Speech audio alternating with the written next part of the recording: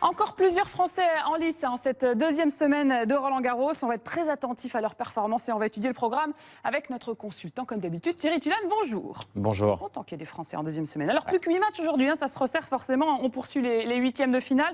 Chez les messieurs, on n'est jamais très galant dans le menu sport. On commence toujours par les hommes. Deux gros matchs à venir. Rafael Nadal opposé à l'Américain Jack Sock ou encore et surtout le match qui nous intéresse le plus, Richard Gasquet, l'un des 3 Français en lice aujourd'hui, qui va affronter Novak Djokovic, le numéro mondial. Rien que ça, c'est quasiment mission impossible pour le Biterrois, comme nous l'explique Ilia Grandjean. Donc, merci beaucoup Julien Pichenour, merci également Thierry Tulane. On vous laisse retrouver la terre battue parisienne parce qu'il y a quelques Français qui ont besoin de vos encouragements, d'accord? Et on se retrouve demain pour une prochaine chronique. Et puis on va passer au football une semaine après la fin de la Ligue 1 et après le nouveau sacre du week-end du PSG en Coupe de France. Place maintenant à l'équipe de France qui est exempt de tout match éliminatoire, qualifié d'office en qualité d'hôte de la compétition. Bref, de quoi travailler en toute sérénité. On va tout de suite rejoindre notre envoyé spécial auprès des Bleus, Pierre Niguet, qui a dû assister à la montée des marches. Ça ressemble un petit peu à Cannes finalement, Clairefontaine. Bonjour Pierre.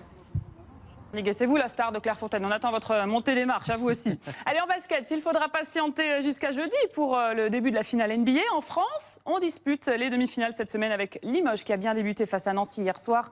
Vous allez voir qu'à domicile, les Limougeaux se sont imposés assez facilement, 78-61. Adrien Muerman a fini meilleur marqueur avec 19 points. Les Lorrains, toujours privés de Florent Pietrus, ont été maladroits au lancer franc et ont commis trop de pertes de balles pour dominer le CSP. Le deuxième match aura lieu mardi, toujours à Limoges, avant les matchs retour au SLUC. Et puis ce soir c'est au tour du leader de la saison régulière, Strasbourg, de disputer son deuxième match de demi-finale face au Mans. Les Alsaciens mènent 1-0 pour l'instant. On change de parquet avec du handball en attendant la fin de saison ce jeudi du championnat masculin. Il ne reste plus qu'une journée.